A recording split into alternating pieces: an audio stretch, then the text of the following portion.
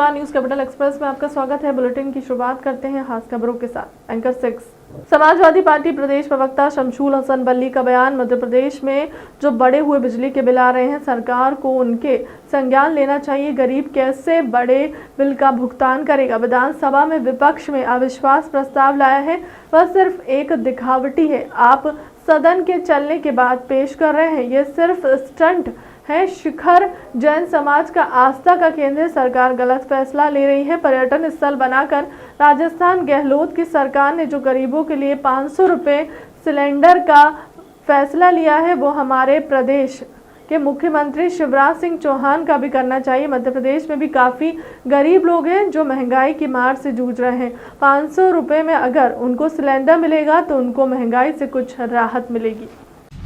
Metre नहीं, लेकिन bill ज़रूर आ रहे हैं। तो गरीबों को आप बचाने की बात करते हैं, गरीबों की मदद की बात करते हैं, अनुदान देने की बात करते हैं, तो वहाँ पर जिला प्रशासन बिजली विभाग का जो अमला है वहाँ पर फर्जी मीटर बेचकर लोगों से चोट वसूली का काम कर रहा है, जिसको मध्य प्रदेश के मुख्यमंत्री जी को देखना चाहिए। सर, राजस्थान सरकार ने अभी जो 500 रुपये सिलेंडर करा है, क्या चुनावी स्टैंड है ये या मध्य प्रदेश में होना चाहिए? मध्य प्रदेश में भी होना चाहिए। चुनावी स्टंट तो है ही भाई। जब से क्या कर रहे थे आप? सो रहे थे क्या अशोक गहलोत जी? तमाम मध्य प्रदेश में भी मैं माननीय मुख्यमंत्री जी से मांग करता हूँ कि यहाँ भी गैस सिलेंडर 500 रुपये में मिलना चाहिए, जिससे कि गरीबों को फ़ायदा पहुँचे, कि आपकी गरीब जय जयकार करें, क्योंकि आप घोषणा करते हैं और भूल जाते हैं। जैन समाज की आस्था का केंद्र है शिखर जी, उसको सरकार पर्यटन स्थल घोषित करने की तैयारी कर रही है, क्या ये सही है? नहीं, बिल्कुल गलत है। किसी के धर्म के प्रति जो आस्था है वो सभी को रखना चाहिए, और मुझे लगता है जब हम उसको पर्यटन घोषित कर देंगे, सभी समुदाय के लोग वहाँ आएंगे, जिससे कि वहाँ अनादर होगा। किसी के धर्म के प्रति हमें सचेत रहना चाहिए। किसी भी ऐसे धार्मिक स्थल को हमें पर्यटन स्थल घोषित नहीं करना चाहिए, जिससे कि किसी समुदाय को तकलीफ हो। मध्य प्रदेश में अपराध बहुत बढ़ते आ रहे हैं। इंदौर में भी 2 दिन पहले घटना हुई थी। एक वसीम नाम के व्यक्ति ने मंदिर में आपत्तिजनक हरकत की, जिसमें सभी समाज आक्रोशित हैं। इंदौर के लोग रोड पर आए, इसमें आप क्या कार्रवाई? रासुका की मांग करता हूँ मैं माननीय मुख्यमंत्री जी को, गृह मंत्री जी को, अविलंब रासुका की कार्रवाई कर सार्वजनिक, जिस तरह मध्य प्रदेश में आपका चलन है जुलूस निकालने का, जुलूस निकाल कर उसको रासुका लगाकर जेल भेजना चाहिए। सर, कांग्रेस अविश्वास प्रस्ताव लाई विधानसभा के अंदर, इतने साल में पहली बार लाई है, इसको किस नजर से देख रहे हैं आप? मैं इस नज़र से देख रहा हूँ, अविश्वास प्रस्ताव होता है सदन शुरू होने से पहले उसको प्रेजेंट किया जाता है माननीय अध्यक्ष महोदय के समक्ष, लेकिन 12 बजे सदन में अविश्वास प्रस्ताव का बनाकर भेजना, ये लगता है कांग्रेस और भारतीय जनता पार्टी की मिलीजुली चाल। सर, छोला क्षेत्र में डीजे की गाड़ी जला दी जाती है, थाने में FIR दर्ज नहीं होती है, अपराधी खुलेआम घूम रहे, गृह मंत्री जी इस मामले में इस्तीफा देना चाहिए? नहीं, इतना बड़ा मसला नहीं है कि इस्तीफा दें, लेकिन राजधानी है, पुलिस सचेत है, बहुत एक्टिव है यहाँ के कमिश्नर, DCP।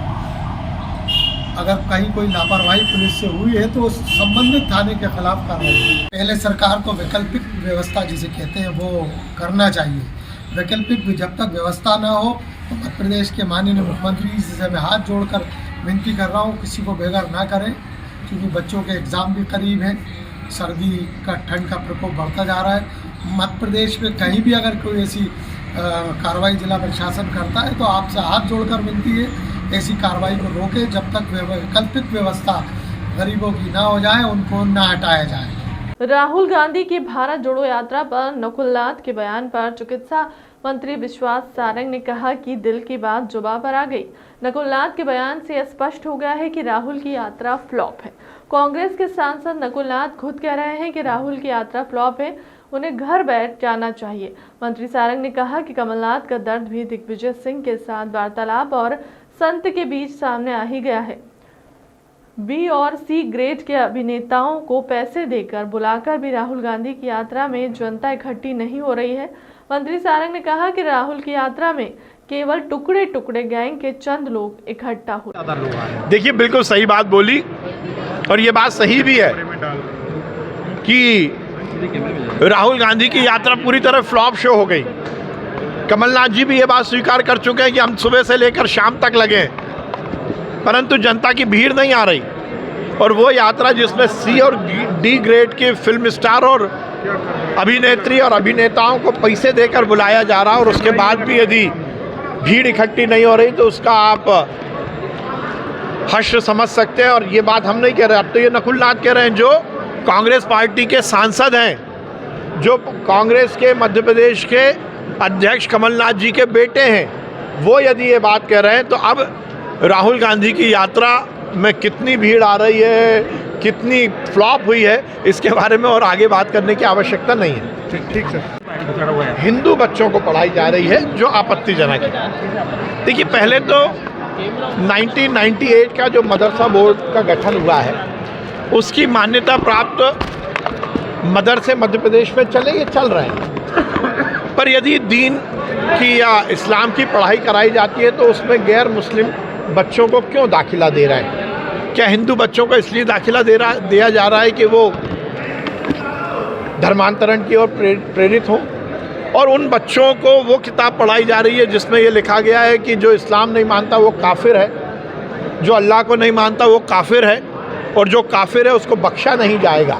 इस तरह की वैमनस्य की बातें यदि कहीं पढ़ाई जाएंगी तो निश्चित रूप से ये कहीं ना कहीं आगे आने वाले समय में दिक्कत दे सकता है। इसलिए ये माननीय गृह मंत्री जी ने कहा है कि ऐसे यदि मदरसे चल रहे हैं तो उसके जो पाठ्यक्रम है उसका जिला कलेक्टर, जिला शिक्षा अधिकारी के माध्यम से एक बार उसका परीक्षण करवा ले और किसी भी तरह का वैमनस्य समाज में ना फैले, धार्मिक उन्माद फैलाकर धर्मांतरण की यदि कोई कोशिश करेगा तो मध्य प्रदेश में उसको अनुमति नहीं मिलेगी। सर, ये नकुल नाथ जो है, नकुल नाथ ने राहुल गांधी जी अंग्रेजी की चम्मच मेड इन इटली के कपड़े पहनते हैं। Rahul Gandhi made in Italy की चम्मच लेकर वो पैदा हुए हैं, मेड इन इटली के झूले पर वो झूले हैं। इंग्लिश में टिटर बिटर करना और उसके माध्यम से हिंदी भाषियों का अपमान करना, ये नेहरू परिवार की आदत है।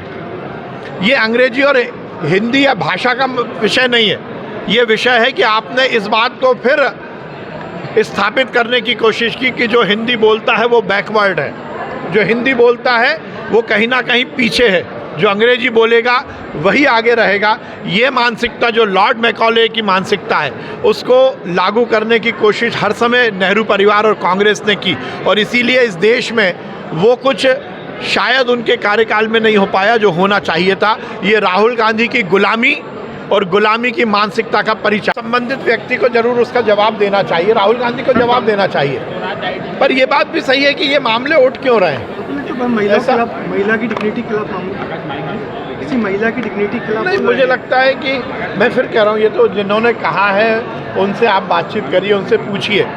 पर राहुल गांधी जी की यात्रा में यदि पाकिस्तान जिंदाबाद के नारे लगते हैं, राहुल गांधी जी यदि पाकिस्तान जिंदाबाद नारा लगाने वाली लड़की को गले लगाते हैं, यदि वो हिंदुस्तान की आज़ादी के नेतृत्व करने वाले वीर सावरकर को गाली देते हैं, वो लगातार सेना का अपमान करते हैं, सैनिकों का अपमान करते हैं, चाहे वो सर्जिकल स्ट्राइक का मामला हो, चाहे एयर स्ट्राइक का मामला हो, या अभी चाइना के साथ जिस प्रकार से हमारे सैनिकों ने वीरता का परिचय दिया, उस पर प्रश्न चिन्ह राहुल गांधी लगाएंगे तो फिर कहीं ना कहीं इस तरह की बातें तो सामने आएंगी। मुझे लगता है कि हम जो करते हैं जनता वो देखती है और उसका रिफ्लेक्शन हमारी छवि पर पड़ता है, तो निश्चित रूप से राहुल गांधी को आगे आकर इस पर बातचीत करना चाहिए। राहुल गांधी ने बोला है कि अमेरिका और ब्रिटेन जाते हैं। सीता माता का अपमान नहीं सहेंगे, शिक्षा मंत्री पर एफआईआर दर्ज कराई जाएगी। कुणाल चौधरी विधायक कांग्रेस ने कहा कि रघुकुल रीत सदा चली आई, प्राण जाए पर वचन न जाए। शिक्षा मंत्री को ज्ञान नहीं है कि रामायण का मानते जरूर हैं मगर रामायण की नहीं मानते हैं। सनातनी धर्म का ज्ञान नहीं है, शिक्षा मंत्री को लूट खसूट की बातें करते हैं।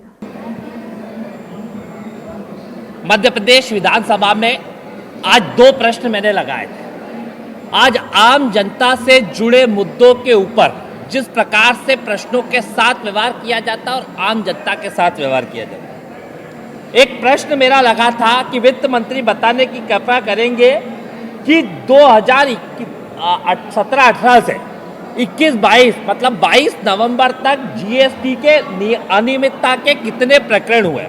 जो सवाल का जवाब आया, लगभग 15,841 प्रकरणों के अंदर जो जिस प्रकार से प्रथम दृष्टया 5,783 करोड़ की राशि में मतलब हेराफेरी पाई गई और कहीं ना कहीं अनियमितता के प्रकरण 15,000 पाए गए।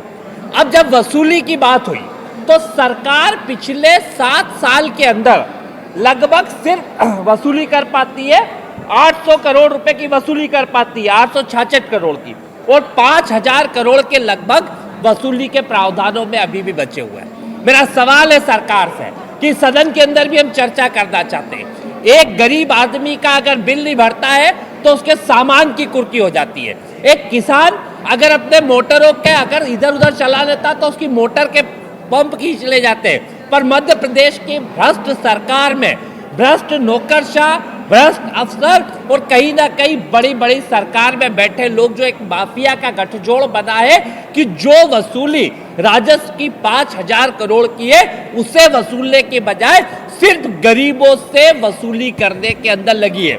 ऐसा ही दूसरा प्रकरण आज जो मेरा एक आया कि कैसे शराब माफिया को संरक्षण ये सरकार देने का काम कर रही है। लगभग 15-16 के अंतर्गत इसमें कई प्रकरण 14 लोगों पे दर्ज हुए जिसमें 60 करोड़ रुपए की हेराफेरी थी, और कईयों के ऊपर जब प्रकरण दर्ज होने के बाद मैंने सवाल करा कि कितने अधिकारियों के ऊपर कार्रवाई हुई, तो सीधा है कि आज तक कार्रवाई का नाम पे सिर्फ उनके ऊपर एफआईआर दर्ज हुई, उसके बाद ना तो उनका निलंबन किया गया ना उनके साथ कोई वसूली करी गई, और सरकार सिर्फ कैसे माफिया तंत्र को संरक्षण दे, गरीबों को लूटने का काम ये सरकार करती है, आम जनता को राहत की बजाय आम जनता से वसूली का काम ये करती है, और बड़े बड़े उद्योगपतियों को सिर्फ संरक्षण देते हुए और शराब माफिया तंत्र को जो संरक्षण देने का काम करती है। एक बड़ा सवाल है कि गरीब को अगर माफी देना है तो ये 5,000 करोड़ रुपए में मध्य प्रदेश के गरीब के सबके बिल माफ हो जाएंगे, किसानों के बिल माफ हो जाएंगे। उस माफी को करने का काम करे, ना कि इस माफिया तंत्र को बढ़ावा देने का काम करे, और जो अधिकारी इसके अंदर लगे हुए कि संरक्षण दे रहे हैं उनके खिलाफ सख्त से सख्त कार्रवाई मध्य प्रदेश के अंदर हो। प्रदेश के अंदर जो स्थिति आदिवासी अंचलों की बात नहीं है, पूरे मध्य प्रदेश के अंदर ना तो कोई खेतों के ऊपर मीटर इन्होंने लगा रखे, ना वहां के अंदर कोई इनके पास थर्मामीटर है। 3 हार्स पावर की मोटर किसान खरीद के लाता है, जिसका बिल पक्का किसान के पास होता है, चाहे वो आदिवासी हो, चाहे गरीब हो, चाहे मजदूर हो। 5 हार्स पावर की खरीद के लाता है। बिजली कंपनी के मीटर आते हैं और वो उसे 7.5 हार्स पावर 8 हार्स पावर की बताते हैं। ये सवाल सरकार से है, क्या बिजली जो मोटर बनाने वाली कंपनी है उसने हमें बिल 5 हार्स पावर का दिया है, आपकी कंपनी बता रही है 7.5 हार्स पावर की, तो वसूली किसान से क्यों हो रही हो? या तो उस मोटर बनाने वाली कंपनी से वसूली हो या फिर सरकार के मीटर बनाने वाले से वसूली हो, पर वसूली होती है उस गरीब और किसान से। आदिवासी अंचलों की स्थिति यह है कि मीटर लगे नहीं है, मीटर कर्मचारी कहीं पे जाते नहीं है और डंप पड़े हुए, और जिस तरीके से इंदिरा गृह ज्योति योजना के अंदर जब 100 रुपए बिल आता था उसे 1000 रुपए करने का काम कर दिया, 2,000 रुपए करने का काम कर दिया, और बिल के नाम पे गरीब की जमीन और सारी कुर्की करने का काम करा। मध्य प्रदेश का बिजली विभाग लूट तंत्र के रूप में चल रहा है, और जो चारों कंपनियां हैं, जो तीनों चारों कंपनियां हैं, ये लूट सके तो लूट योजना में लगी है, और कहीं ना कहीं ऐसी कंपनियों को खत्म करके मध्य प्रदेश की जनता को फ्री बिजली देना चाहिए। मुझे लगता है कि दुर्भाग्य इस देश का कि ऐसे व्यक्ति को शिक्षा मंत्री बना रखा है जो सिर्फ बात तो बड़ी बड़ी करने का काम करते हैं। ये एक सवाल है देश की सरकार से, मुख्यमंत्री से, ये अपमान सनातनी परंपराओं का किया है ये मैं पहले ही कहता हूं, ये भगवान राम को तो मानते हैं पर राम की नहीं मानते, ये रामायण को तो मानते हैं पर रामायण की नहीं मानते। जिस रामायण में करुणा, ये लोगों के प्रति प्रेम भाव सिखाया गया, उसमें नफरत सिखाते हैं। ये सीता माता जो हमारी आराध्य है, जिनको सीता माई ने जिनको हम आराध्य मानते हैं, उनका जो अपमान किया है, ये सनातनी परंपराओं का और रघुवंशियों का और पूरे तरीके से जो रघुकुल रीत सदा चली आए, प्राण जाए पर वचन न जाए वाली जो रीत चली आ रही है इस देश की, उसका अपमान किया है। ऐसे जो ये शिक्षा मंत्री है, जो शिक्षा पे तो ध्यान नहीं देते, लूट सके तो लूट पे ध्यान देते हैं, और क्या मालूम कहाँ का एक ज्ञान लेके आते हैं जिन्हें रामायण के बारे में नहीं मालूम, जिन्हें राम के चरित्र के बारे में नहीं मालूम, सिर्फ इन्हें घृणा और नफरत फैलाते आती है। कहीं ना कहीं ऐसे शिक्षा मंत्री को पद पे रहने का कोई अधिकार नहीं है। ये सबका अपमान किया है। ऐसे शिक्षा मंत्री के खिलाफ सख्त से सख्त कार्रवाई होनी चाहिए, कि इनके ऊपर सख्त कार्रवाई, इनके ऊपर एफआईआर दर्ज कराई जाएगी और स्पष्ट करा जाएगा कि जवाब दे कि ये मतलब किस प्रकार का व्यवहार है, किस प्रकार की बातें है। क्या सीता माता तलाकशुदा थी? किस दस्तावेज में इनके पास है, किस रामायण के अंदर है? क्या तुलसीदास जी ने लिखा, किसने लिखा, किस जगह से इन्होंने ये पढ़ा है, ये बताने का कष्ट करे, या फिर लोगों को भ्रम फैलाने की बात नहीं करे। कभी भारतीय जनता पार्टी कहती है कि कोई बुलबुल के ऊपर चल के चला गया, कोई अलग अलग शिक्षा को सही शिक्षा दे, कहीं ना कहीं अशिक्षित करने से बचाए। हमारी सरकार हर वर्ग का ध्यान रखती है, गरीबों की चिंता सरकार करती है। हमेशा बिजली के बिलों को लेकर विपक्ष भ्रम फैला रही है। 100 यूनिट 100 रुपए के बिल से कई परिवार लाभान्वित हो रहे हैं। इन तीनों बिजली कंपनी से बात कर रहे हैं। अवैध कॉलोनी में हम स्थायी देने के कनेक्शन की योजना बना रहे हैं, जिससे जनता को राहत मिलेगी। जनता की बात, आम जन की बात को सदन में रखना बहुत जरूरी है, पर सदन में रखने के साथ साथ पूरी बात को सुनना चाहिए। मैंने बड़ा स्पष्ट है कि उन्होंने कहा कि उनके विधानसभा क्षेत्र के वार्ड नंबर 26 के तहत कुछ कॉलोनियों में बिल अधिक जा रहे हैं। मैंने उनको बताया कि एक तो सबसे पहले मैं क्लियर करना चाहता हूँ, ये भ्रांति फैलाने का काम कांग्रेस कर रही है। हमारी सरकार घोषणा उन्होंने की थी, पर उसका सही क्रियान्वयन हम कर रहे हैं।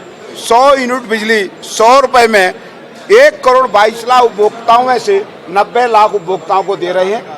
ये बात मैंने सदन को जानकारी दी। दूसरी बात, जो उनके विधानसभा क्षेत्र में अवैध कॉलोनियां हैं, उन अवैध कॉलोनियों में लोगों के कनेक्शन हैं, तो कनेक्शन जो स्थायी कनेक्शन होता है और अस्थायी कनेक्शन होता है, उसकी रेटों में अंतर होता है। नियामक आयोग के नियम से ही चलती है विद्युत कंपनियां, तो उनसे 1.25 रुपये का बिल जाए 1.25 रुपये वैसे ही वसूल होता है, और 1000 रुपये तक का बिल अगर नहीं भी जलाए तब भी देना होगा। उसको शासन की योजना के तहत 100 यूनिट बिजली का लाभ नहीं मिलेगा। तो हमारी सरकार ने चिंता की, तीनों विद्युत कंपनियां विद्युत नियामक आयोग को गई। उन्होंने नया कानून ये बनाया कि अब हम अवैध कॉलोनियों में भी लोगों को नियमित कनेक्शन दे देंगे 15,600 रुपये पर किलोवाट के हिसाब से, और जिससे वो स्थायी कनेक्शन ले सकेंगे और उनको सरकार की योजनाओं का लाभ मिलेगा। पर ये चिंता फिक्र किसने की? हमने की। अब जब ये विधायक थे, उस समय मंत्री थे, तो अपनी विधायक निधि से भी इन्होंने पैसा क्यों नहीं दिया उन लोगों की, अगर चिंता फिक्र थी?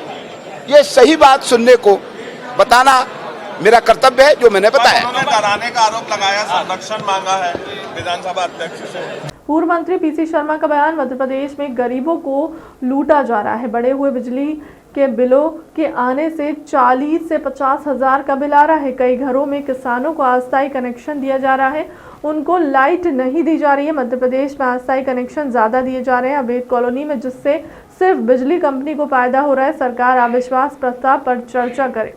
ये बिल है पूरे 14-15 हजार ऐसे बिल आए जिसका कनेक्शन ही नहीं है। एक सीमा राठौर 63,000 का बिल।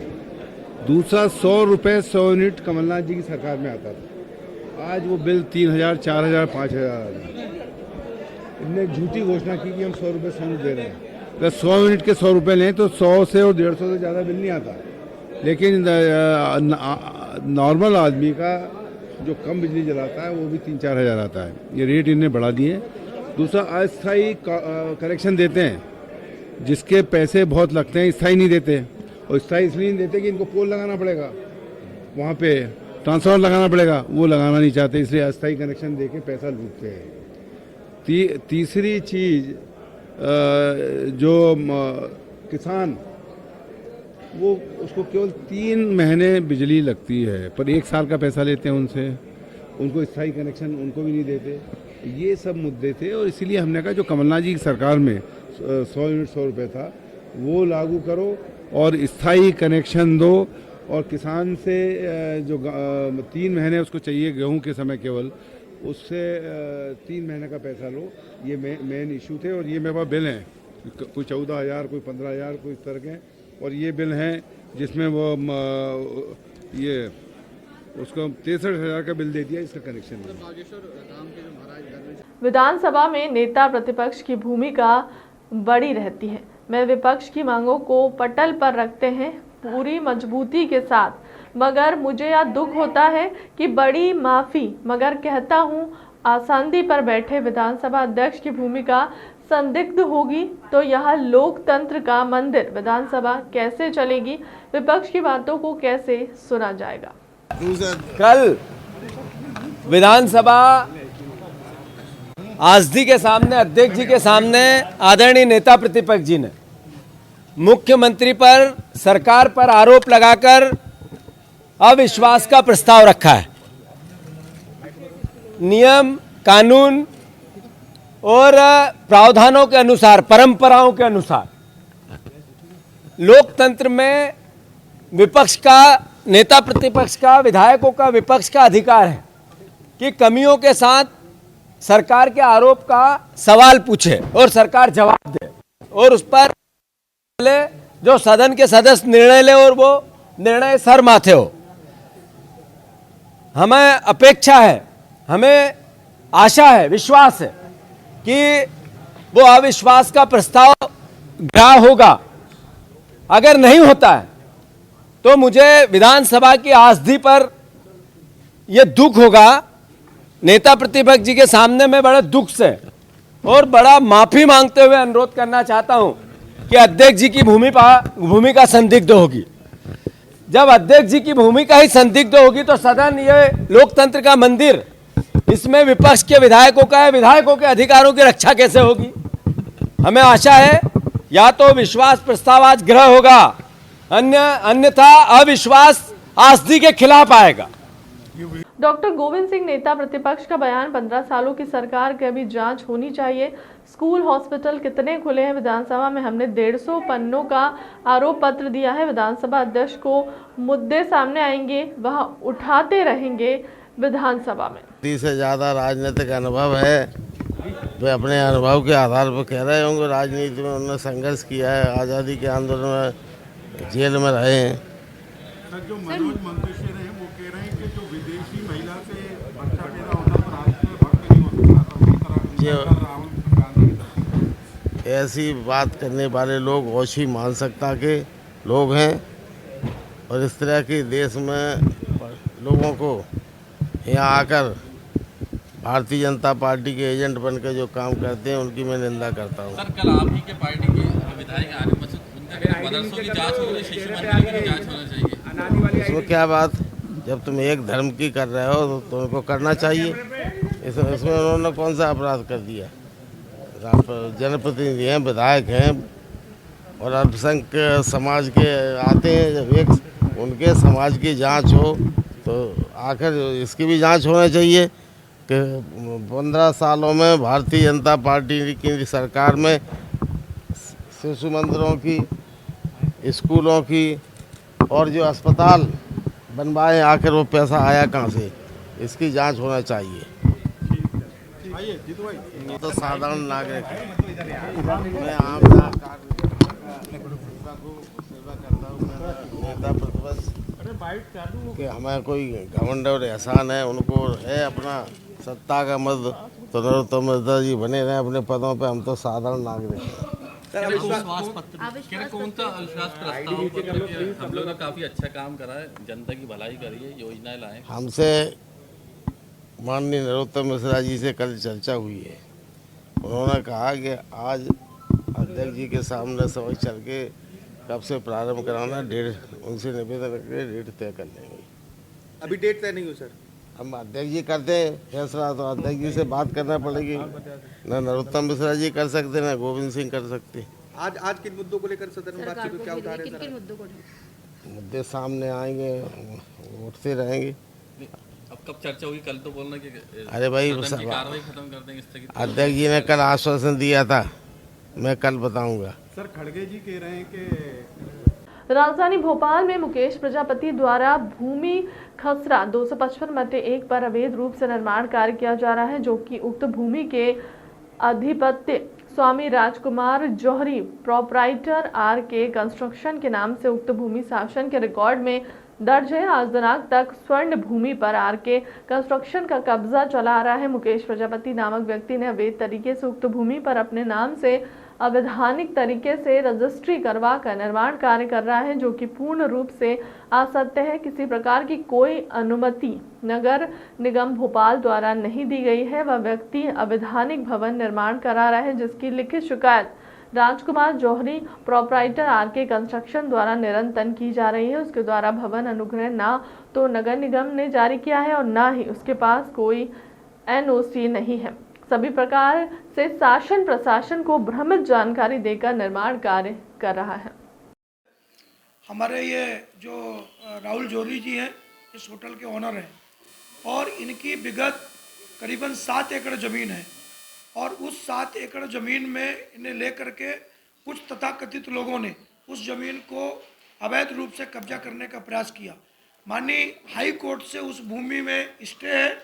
कुछ पत्रकारों को बुला करके कल जिस तरीके से मुकेश प्रजापति ने भ्रामक जानकारी और सत्यता को छिपाया, ना तो नगर निगम के पास उसके पास कोई प्रमाणित है और 2022 में अभी 3-4 महीना पहले सेटिंग करके उसकी रजिस्ट्री संपादन कराया और संपादित करा करके और उसमें बैंक को जाली कागज बता करके और उसने बैंक से लोन ले लिया। इस सारे विवरण में मैं चाहूँगा कि राहुल जौहरी जी अपनी बात को रखें।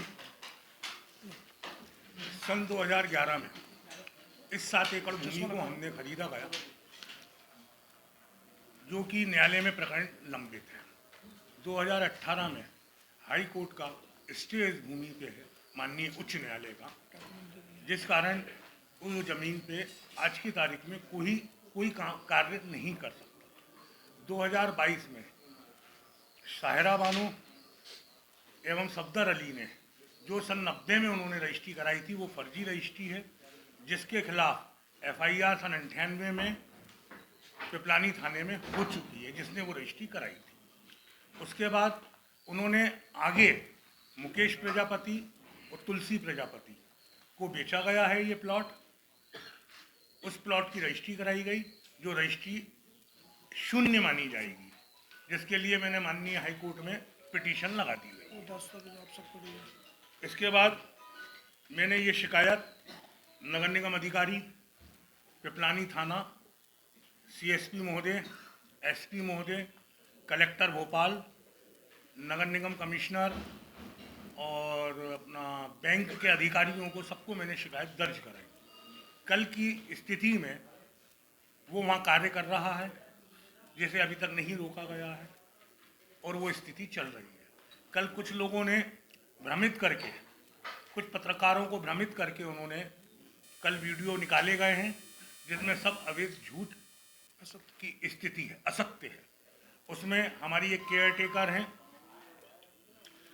तिवारी मैडम, वो हमारी केयर टेकर हैं, उनके गलत फोटो प्रकाशित करे गए हैं, उन्हें गुंडा बताया गया है और हमें गुंडा बता रहा है। माननीय उच्च न्यायालय के कोर्ट के आदेश के बाद 7 एकड़ भूमि पे स्टे है, हमारा पोजीशन है, उसके बाद ये रजिस्ट्री क्यों कराई गई और किस अधिकार के तहत कराई गई? सर, कल जो प्रेस वार्ता उन्होंने करी और जो भ्रमित प्रकाशित करा, उसके बाद आपने अपना क्या कदम उठाया सर? हमने सब जगह आवेदन दिए हुए हैं। उस कदम के लिए आज हम आप लोगों के सामने बैठे हुए हैं। ये हमारा वही कदम है जो आपको, देखिए, हमारा एक ये भी कहना है कि जो भी प्रेस ने किसी भी तत्व को, मीडिया हमेशा क्यों बुलाई जाती है कि मीडिया तत्व और सत्य को और फैक्ट जाने। भाई कोई महिला का फोटो बिना अपराध किए छापना ये बहुत बड़ा दंडनीय अपराध है। आप सब समाचार पत्रों से जुड़े, आप सब समाचार पत्रों से जुड़े हो, हमें कोई दिक्कत नहीं। जिनने कहा है हम उनके लिए व्यवस्था मानहानि की बात नोटिस जारी किए। मैं तो ये पूछना चाहता हूँ प्रजापति से कि भाई मीडिया है, मीडिया को तो आप बुलाओगे तो आपके पास भी आएगी, वहाँ भी जाएगी। हमने इसीलिए पहले आपको डॉक्यूमेंट दिया कि हमारे पास हाई कोर्ट का स्टे है, उनके पास नगर निगम की ना तो कोई अनुमति है, केयर टेकर द्वारा अनुमति लेकर के उस भवन में अवैध बनाया जा रहा है और कह रहे हैं कि हमारे पास अनुमति है। जो आर्किटेक्ट है मनीष सक्सेना, उस मनीष सक्सेना का तत्काल लाइसेंस समाप्त कर दिया गया और नगर निगम ने उसको नोटिस जारी कर दिया। आज नगर निगम के संबंधित अधिकारी ने वहां नोटिस करके और कहा कि यदि आप काम रोकोगे, आप काम यदि आपने किया, हम तत्काल उसका बुलडोजर लगाएंगे।